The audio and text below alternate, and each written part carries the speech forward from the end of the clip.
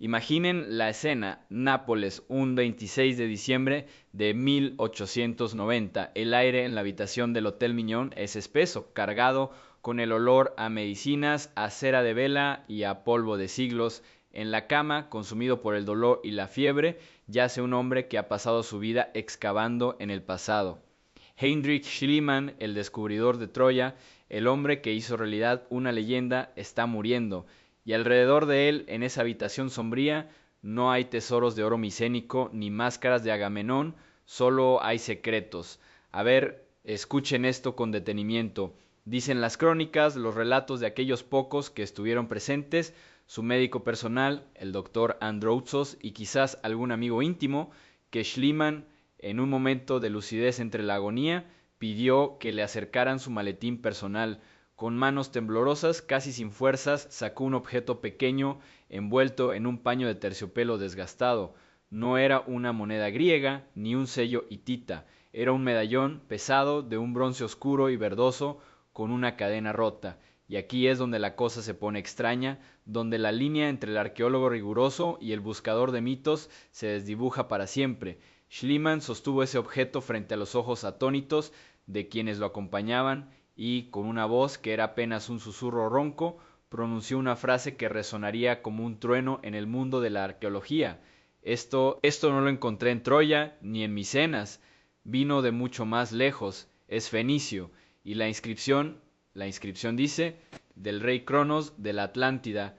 Podemos imaginarnos el silencio sepulcral que debió caer sobre la habitación, el nombre de la Atlántida, la ciudad perdida de Platón, la obsesión de tantos saliendo de los labios del mayor descubridor de ciudades perdidas de su tiempo. Schliemann, según el relato, miró fijamente a su médico con una intensidad desesperada y le hizo una promesa, o más bien, le impuso una misión.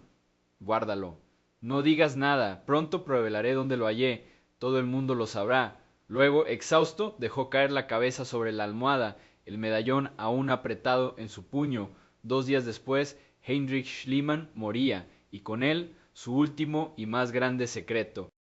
Aquí hay un punto de fricción histórico importante, Pablo. Schliemann era un genio de la publicidad y a menudo embellecía sus hallazgos. Su propio diario de la época no menciona este episodio de manera explícita. La fuente principal es el testimonio posterior y algo confuso del doctor Androutsos, recogido años más tarde por un periodista. Legalmente, si un artefacto así existió, nunca fue inventariado en sus bienes. Es un vacío documental total. Exacto, Juan, y ese vacío es el que alimenta la leyenda, porque después del funeral el medallón desapareció, nunca más se supo de él. La promesa de Schliemann de revelar su origen quedó para siempre incumplida. Lo guardó el médico, lo tomó algún coleccionista sin escrúpulos, o quizás, solo quizás, el objeto era tan explosivo que alguien decidió que era mejor que se perdiera en las sombras. Lo único que quedó fue el eco de esa confesión de muerte, un rumor persistente que conecta para siempre el nombre del hombre que encontró Troya con el mito más esquivo de todos, la Atlántida. Y así es como comienza nuestro enigma de hoy, no con una certeza, sino con un susurro en una habitación oscura de Nápoles, una promesa rota y un tesoro que se esfumó. La pregunta que nos hacemos no es solo si la Atlántida existió, sino ¿qué encontró realmente Heinrich Schliemann? Imaginen una isla, no una cualquiera, una isla más grande que Libia y Asia juntas, según el único hombre que la describió, un anillo concéntrico de tierra y agua, protegido por murallas de piedra roja, blanca y negra, en su centro un templo revestido de plata, oro y oricalco, un metal que brillaba con fuego propio. Aquí nos dice Platón en sus diálogos Timeo y Critias, floreció hace más de 11.000 años una civilización de una riqueza y un poderío inauditos. Los atlantes, guerreros invencibles, ingenieros magistrales, pioneros de leyes y sabiduría, su imperio se extendía desde las columnas de Hércules, nuestro estrecho de Gibraltar, hasta Egipto y la península itálica. Eran la cúspide del mundo hasta que dejaron de serlo, porque la historia de la Atlántida, desde su primer y único relato, es también la historia de su fin, un fin cataclísmico, brutal y total. Platón narra cómo, corrompidos por su propia ambición y alejados de la virtud, los atlantes intentaron conquistar Atenas y fracasaron. pero la venganza de los dioses, o quizás simplemente el azar geológico, fue mucho más allá. Hubo terremotos e inundaciones extraordinarias, escribe, y en un solo día y una noche terribles, la isla de la Atlántida desapareció, hundiéndose en el mar. Escuchen bien esa frase, en un solo día y una noche terribles. No es una decadencia lenta, no es una migración, es un borrón y cuenta nueva. Un continente entero, una civilización entera, tragada por el abismo. Y aquí, amigos, es donde la semilla de la obsesión se planta, porque esta no es solo la descripción de una catástrofe, es la plantilla perfecta para el misterio más grande, un lugar que lo tenía todo y que de la noche a la mañana se convirtió en nada, en un vacío, en una pregunta gigantesca flotando sobre el océano del tiempo.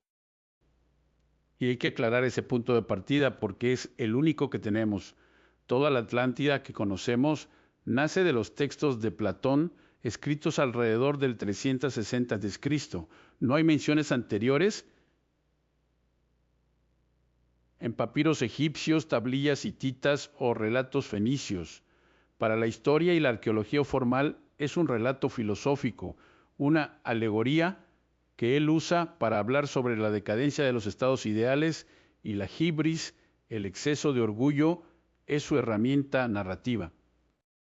Exacto, Juan.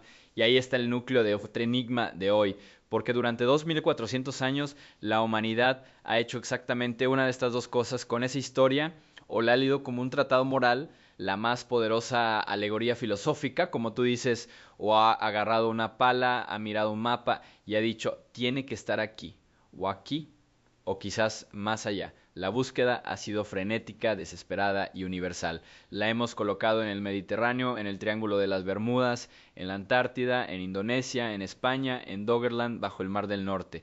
Cada generación, con sus propios miedos y sus propios descubrimientos, ha reescrito las coordenadas de la Atlántida. ¿Por qué? ¿Qué tiene este relato que nos hace negarnos a aceptar que es solo una fábula? Quizás porque toca algo muy profundo en nuestro inconsciente colectivo.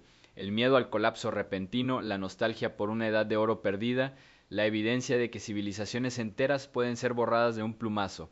Buscar sus ruinas no es solo buscar piedras talladas, es buscar una explicación a nuestro propio lugar en el mundo y a nuestra propia fragilidad. Así que hoy, en este episodio, esa es la gran pregunta que vamos a desentrañar, la que late detrás de cada expedición fallida y cada teoría descabellada. Cuando miramos al mar y pensamos en la Atlántida, ¿qué estamos buscando realmente? ¿El registro de un desastre prehistórico real, tangible, que espera ser descubierto? ¿O el eco de la primera y más grande advertencia que nuestra cultura se dio a sí misma sobre los peligros del poder y la arrogancia? Para entender el enigma tenemos que viajar en el tiempo, no miles, sino decenas de miles de años atrás, según el relato. Y tenemos que hacerlo sentados en un jardín de Atenas alrededor del año 360 a.C. La escena es esta: un grupo de hombres, filósofos, legisladores, reunidos en casa de Timeo. Entre ellos está Sócrates, el maestro, y está Critias, un político anciano, tío abuelo del propio Platón, y está, por supuesto, el anfitrión, Timeo. La conversación ha girado en torno a la naturaleza del universo y el estado ideal. Sócrates expone su visión de la república perfecta, y entonces Critias, el anciano, con esa voz que arrastra el peso de los años y los secretos familiares, dice algo extraordinario. Escucha, Sócrates, le dice, una historia que, aunque extraña, es absolutamente verdadera, y cuenta que de niño su abuelo, que también se llamaba Critias, le narró a su vez un relato que le había contado el gran Solón, el padre de las leyes atenienses, y Solón lo había escuchado de los sacerdotes egipcios de la ciudad de Sais, en el delta del Nilo. Es una cadena de transmisión oral que atraviesa generaciones y culturas, desde los sacerdotes del Nilo hasta el legislador ateniense, de él a su familia, y de allí décadas después a este círculo íntimo de pensadores. Lo que Critias va a relatar no es un mito griego, no habla de dioses del Olimpo, es, según le aseguraron a Solón, una crónica histórica, la historia de una guerra olvidada, de una hazaña que los atenienses de antaño realizaron y que el tiempo borró, y el protagonista de esa historia El antagonista poderoso que Atenas derrotó era una potencia insular llamada Atlantis, la Atlántida. Y aquí, amigos, es donde la cosa se pone extraña, porque Critias, guiado por Platón, que es quien escribe esto, no la describe como una aldea fortificada, la pinta como una civilización deslumbrante, tecnológicamente avanzada, arquitectónicamente imposible, una isla continente más allá de las columnas de Hércules, es decir, más allá del estrecho de Gibraltar, en el océano Atlántico, una civilización que nació de la unión del dios Poseidón con una mortal, Clito, y Poseidón, para proteger a su amada, talló la montaña donde ella vivía una serie de anillos concéntricos de agua y tierra, 3 anillos de mar y 2 de tierra como dianas de piedra y agua. En el centro, la isla real, con un templo a Poseidón recubierto de plata, oro y oricalco, un metal misterioso que brillaba como fuego. Había puentes, túneles, canales que permitían a los barcos navegar hasta el corazón de la ciudad. Tenían termas, hipódromos, cuarteles, un puerto abarrotado de trirremes, y su poder se extendía más allá de la isla. Dominaban Libia hasta Egipto y Europa hasta Tirrenia, la Toscana italiana. Eran, en palabras de Platón, una potencia naval formidable. Este detalle de la transmisión es crucial, Pablo. Platón establece una genealogía del relato muy precisa. Sacerdotes egipcios, Solón, Drópides, su pariente, Critias, el abuelo, Critias, el narrador. Es un recurso literario común en él darle autoridad a una historia vinculándola a una fuente sabia y antigua. Los sacerdotes egipcios representan, para un griego, el depósito de la memoria más antigua del mundo. Es como si hoy dijéramos un manuscrito tibetano perdido o los archivos del Vaticano. Le da un aura de verdad incuestionable. Exacto, Juan. Y esa autoridad prestada es lo que ha alimentado la llama durante milenios. Pero sigamos con el relato, porque la Atlántida no es solo una maravilla de la ingeniería, es sobre todo una lección. Durante generaciones, sus reyes, descendientes de los 10 hijos de Poseidón, fueron sabios, justos, moderados, se gobernaban por leyes inscritas en una columna de oricalco en el templo central.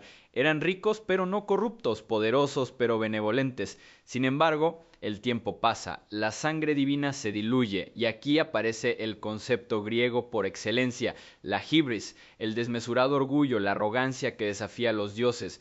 Los atlantes, dice Platón, dejaron que la parte divina de su naturaleza se viera empañada por una carga excesiva de mortalidad. La humanidad los venció, la avaricia, la ambición desmedida. Ya no les bastaba su isla paradisíaca, querían más, su poder naval se convirtió en un instrumento de conquista y saqueo, su nobleza se corrompió, y entonces, llenos de esa hibris, decidieron lanzarse a conquistar el Mediterráneo, y chocaron contra el único muro que no podían derribar, la Atenas prehistórica, una Atenas ideal, la que Sócrates había descrito antes en la conversación, valiente, virtuosa y austera. Los atenienses, solos entre todos los pueblos griegos, se levantaron, lideraron la resistencia y derrotaron a la inmensa maquinaria de guerra atlante, salvaron a Egipto, a todo el oriente, de la esclavitud. Fue su momento de gloria. Pero la historia no termina con una victoria, termina con un cataclismo, porque los dioses, disgustados con la corrupción de los atlantes, decidieron castigarlos, y no fue con un ejército, fue con la naturaleza desatada. Hubo, dice el texto, terribles terremotos e inundaciones, y en un solo día y una noche terribles, la isla de Atlantis desapareció bajo el mar, se la tragó el océano, y con ella el ejército ateniense victorioso también pereció borrado del recuerdo. La tierra se abrió, el mar se elevó y todo quedó reducido a un banco de fango impasable. Un silencio líquido cubrió para siempre la obra de Poseidón. La Atlántida dejó de existir y Atenas olvidó que alguna vez había sido una heroica salvadora. La historia entera se perdió hasta que los sacerdotes egipcios se la contaron a Solón 9000 años después. Imaginen el impacto de esa imagen para un ateniense del siglo IV a.C. Su ciudad, humilde y en declive político, fue una vez la campeona de la libertad que venció a un imperio titánico y luego fue castigada junto a él.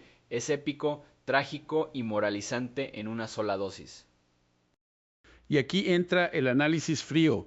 Para la inmensa mayoría de los estudiosos de Platón, de los filósofos y los historiadores de la antigüedad clásica, este es el final de la discusión. Los números no cuadran. 9000 años antes de Solón nos sitúa alrededor del 9600 a.C., una fecha prehistórica imposible para una civilización de bronce con navíos de guerra. La descripción tiene elementos de la Atenas ideal de Sócrates y de elementos míticos griegos. El mensaje es claro: incluso la sociedad más poderosa y avanzada cae si abandona la virtud y cede a la hibris. Es una fábula política. Su propósito no era informar, sino educar. Pero, y este es el pero menti por leamse, la tumniscutiatum physical de Wanshai Samuda fue para un fenómeno musoso y pompugurita tanti. Tiene un núcleo de verdad, porque ahí está el gancho que ha obsesionado a buscadores durante siglos. Platón insiste en que es una historia verdadera, no un mito como los de Homero. Los detalles geográficos son extrañamente específicos, más allá de las columnas de Hércules, de un tamaño mayor que Libia y Asia juntas, una exageración, claro, con llanuras rectangulares, canales, una capital circular. ¿De dónde sacó eso? Pura invención literaria. Algunos argumentan que pudo ser el eco distorsionado, magnificado por el tiempo y la transmisión oral de un evento real cataclísmico. La erupción de Tera y el colapso de la Creta minoica en el 1600 a.C., que llegó a Grecia como una leyenda de una isla que explotó, o el recuerdo de una cultura costera avanzada barrida por una gran inundación al final de la última glaciación, cuando el nivel del mar subió decenas de metros. Los sacerdotes egipcios le dijeron a Solón: vosotros los griegos sois unos niños, no tenéis memoria antigua, nosotros registramos todo. Pudieron guardar registros de un desastre que afectó a un pueblo del mar, a unos invasores del norte que fueron rechazados y luego desaparecieron. El debate, en esencia, se reduce a esto. Por un lado, la interpretación alegórica, sólida, académica. Platón, el filósofo, usando una historia ficticia para ilustrar sus ideas sobre la decadencia de los estados. Por el otro, la interpretación literal pseudohistórica. Platón, el transmisor, recogiendo una tradición antigua y real, pero embelleciéndola. En el centro, el relato mismo, la historia de una civilización que alcanzó la cúspide y por su propio orgullo fue borrada del mapa por la furia de la tierra. Un eco que, real o no, ha resonado en nuestra psique colectiva como la advertencia definitiva. Y con ese eco, con esa duda plantada hace 24 siglos, comenzó la búsqueda. Una búsqueda que es en sí misma otro gran misterio. Y así, con esa semilla de duda plantada por Platón, la Atlántida dejó de ser solo un fantasma filosófico para convertirse en un imán que atraía a lo largo de los siglos a todos los buscadores de sueños imposibles, a los aventureros y sobre todo a los obsesivos. Pero fue en el otoño de 1882, en una modesta imprenta de Minneapolis, Estados Unidos, donde ocurrió el verdadero punto de inflexión.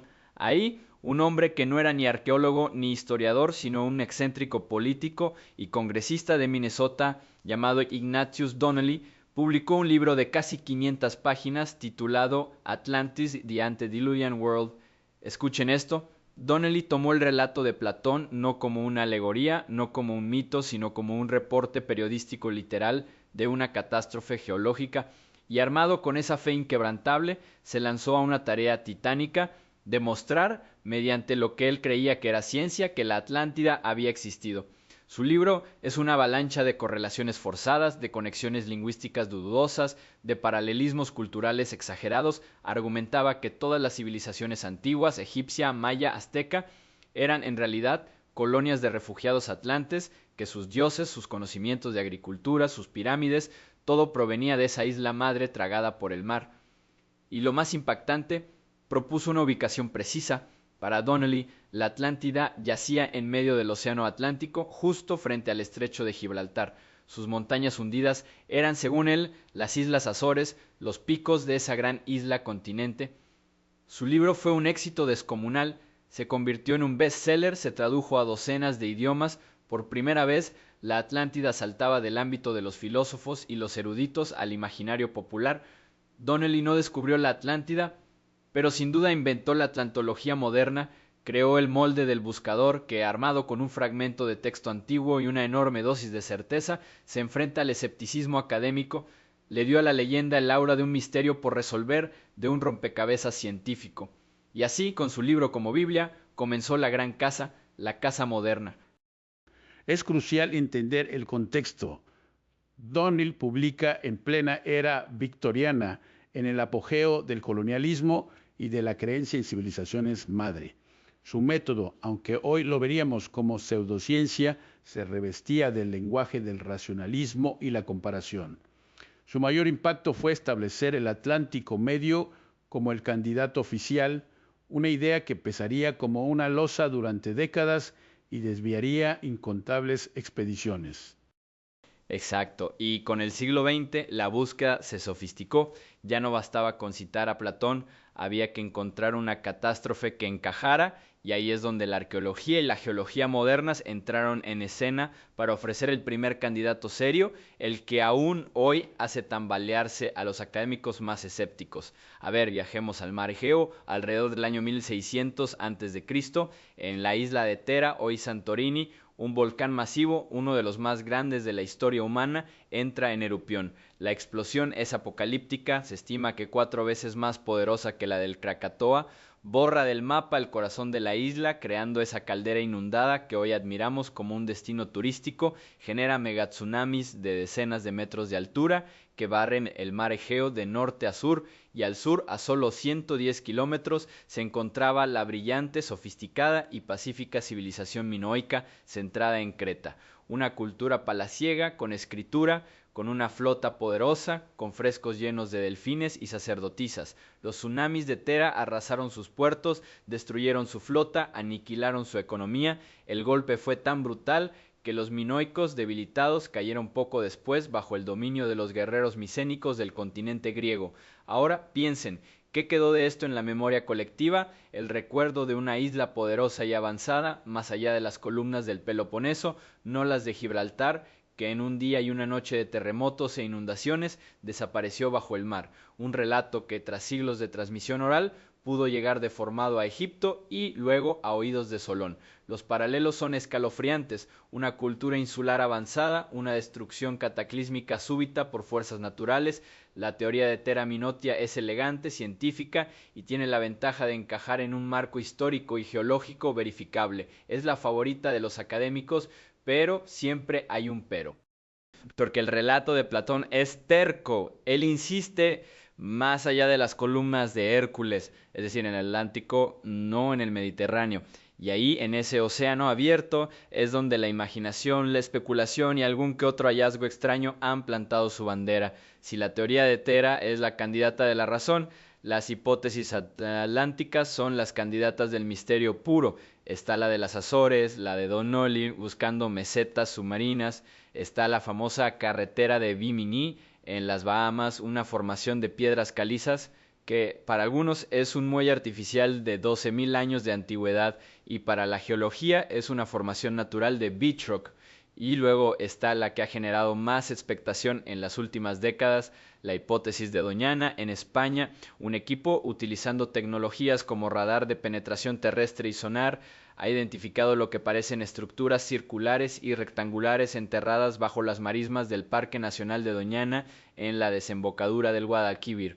Postulan que allí pudo existir una gran ciudad portuaria destruida por un megatsunami que los antiguos llamaron Tartesos y que Platón reconvirtió en Atlántida. Cada una de estas teorías atlánticas tiene su propio evangelista, su propio libro, su propio documental, y aquí es donde la cosa se pone extraña y donde nuestro título, Las 50 Atlántidas, cobra todo su sentido.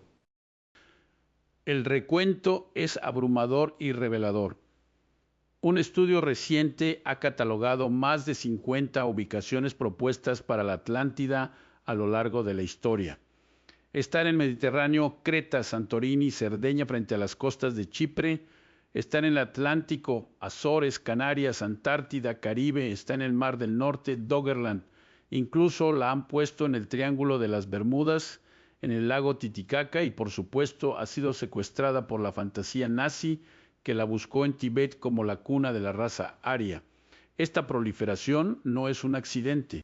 Claro que no es la prueba la definitiva de que la Atlántida ha trascendido por completo la búsqueda de un lugar físico concreto. Se ha convertido en un arquetipo, en un concepto. Es el símbolo de la civilización perdida, del conocimiento olvidado, de la advertencia ecológica y moral. Cada cultura, cada generación, cada obsesivo proyecta en ese vacío dejado por Platón sus propios miedos y anhelos.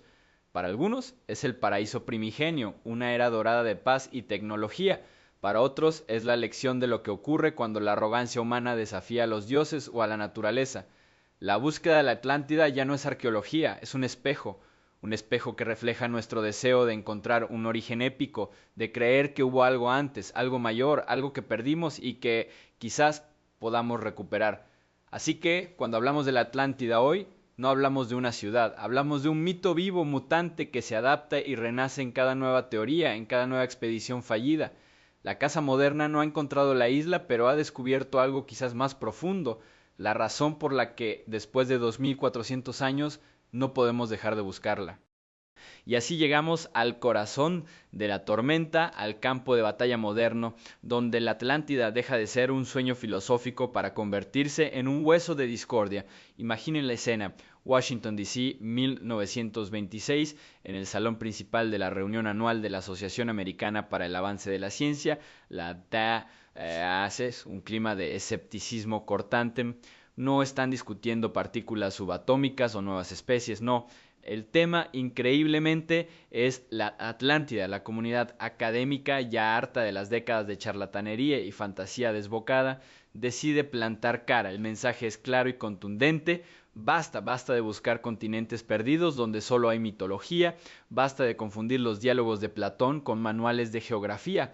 Aquel simposio fue un muro de contención, una declaración de principios. La arqueología, la geología, la historia se ponen el traje de jueces severos y desde entonces esa postura ha definido a la ortodoxia.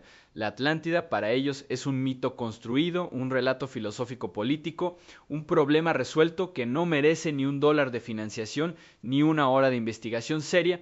Es el pecado capital de la pseudoarqueología, y al frente de esta cruzada escéptica durante décadas han estado figuras como el profesor Ken Feder, cuya frase es un martillo: la Atlántida es el campeón de peso pesado de las afirmaciones extravagantes.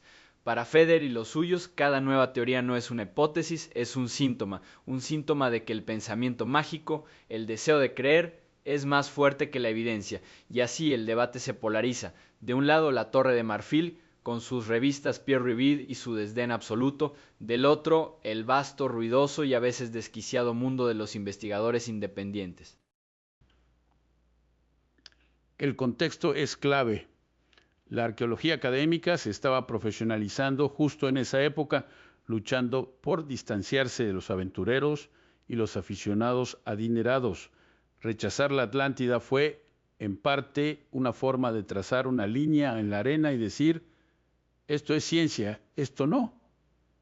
El riesgo, claro, es que a veces esa línea se convierte en un muro que impide ver algo genuino, por improbable que parezca. Exacto, y contra ese muro es donde chocan una y otra vez las expediciones mediáticas del siglo XXI. Aquí la narrativa cambia por completo. Ya no es el erudito en su gabinete, es el explorador con su tablet, su sonar de última generación y crucialmente su equipo de filmación.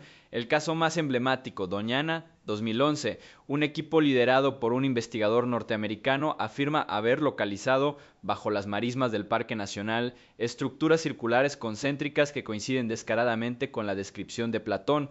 Los medios del mundo entero enloquecen. Titulares apocalípticos: encontrada la Atlántida. La noticia tiene todos los ingredientes de un blockbuster: tecnología punta, un lugar emblemático, el fantasma de una civilización tragada por el mar.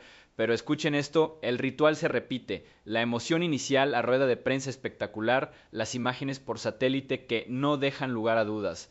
Y luego, el silencio, el lento pero inexorable desmontaje por parte de la comunidad científica. Geólogos españoles salen a decir que esas estructuras son formaciones naturales, montículos de arena y arcilla modelados por la dinámica fluvial durante milenios. La ciudad se desvanece, pero la historia, esa, ya había volado, y este patrón es el nuevo normal, porque en este acto la búsqueda ya no es solo por conocimiento, es por audiencia, es por el clic. El mito se alimenta del ciclo de noticias las 24 horas, y cada supuesto hallazgo, aunque sea refutado en semanas, deja una semilla de duda, una sombra de ¿y sí?, que garantiza que la próxima expedición tendrá patrocinadores. Es la Atlántida como producto de entretenimiento, un misterio que debe permanecer sin resolver para mantener su valor en el mercado.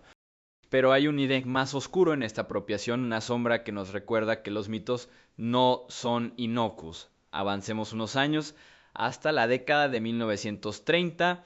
La búsqueda no está en Doñana ni en el Atlántico, está en el Tíbet. Y los investigadores no son académicos ni cazadores de ratings, son oficiales de la CSS. Bienvenidos al capítulo más siniestro de la historia atlántica, la Atlántida nazi. La Ahnenerbe, la sección de herencia ancestral de la CSS, dirigida por Heinrich Himmler, no era un club de aficionados a la historia, era un brazo ideológico de la maquinaria racial del Tercer Reich. Y su obsesión era demostrar la existencia de una raza aria primigenia, hiperbórea, superior. ¿Y dónde ubicaron su cuna? En la Atlántida, por supuesto. Reinterpretaron el mito a su espantosa medida. La Atlántida no era solo una civilización avanzada, era el hogar de los dioses arios. Su hundimiento fue una catástrofe cósmica que dispersó a los sobrevivientes, los puros, por el mundo, convirtiéndose en los reyes sacerdotes de todas las culturas antiguas. Buscaron en las montañas del Tíbet, en los glifos mesoamericanos, en las runas nórdicas, no evidencia arqueológica, sino pruebas de esa conexión aria. La Atlántida dejó de ser una advertencia moral para convertirse en un título de propiedad sobre el mundo, en la justificación mitológica de una pretensión de dominio y exterminio. Aquí vemos el poder absoluto y el peligro absoluto del arquetipo. El vacío que dejó Platón fue llenado con la ideología más mortífera del siglo XX. La isla perdida se transformó en el sueño húmedo de un supremacista, el origen perdido que debía ser recuperado para purificar la tierra. Cada era, como ven, proyecta en la Atlántida su propia cara.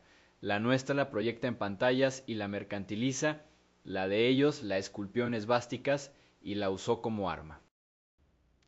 El caso de la Ahnenerbe es el ejemplo paradigmático de arqueología fantástica al servicio del poder. No buscaban verdad, buscaban un mito fundacional para su estado totalitario. Sus investigaciones en el Tíbet, documentadas y financiadas por el régimen, mezclaban ocultismo, racismo pseudocientífico y espionaje político.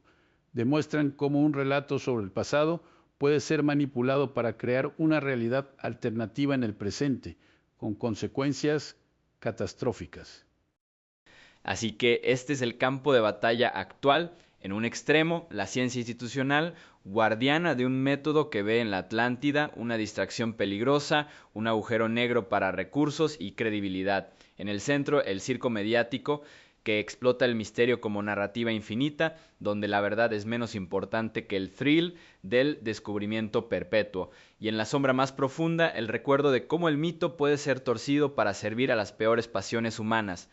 La búsqueda de la Atlántida ya no nos habla de una isla, nos habla de nosotros, de nuestra necesidad de fe frente al escepticismo, de espectáculo frente a rigor y de la eterna vigilancia que requiere separar el sueño de la pesadilla.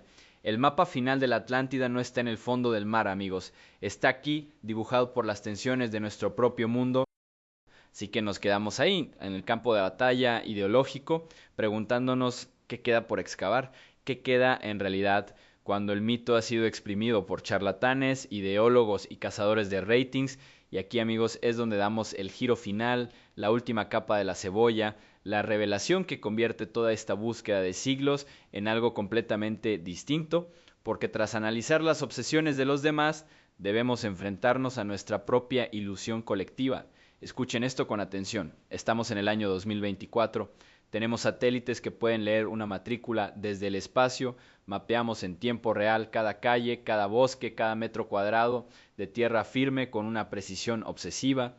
Vivimos en la era de la hipervigilancia planetaria y sin embargo, si apagamos las luces del estudio y miramos ese globo terráqueo, más del 70% de su superficie es un azul profundo, impenetrable, sobre el que flotamos como una finísima costra de moho.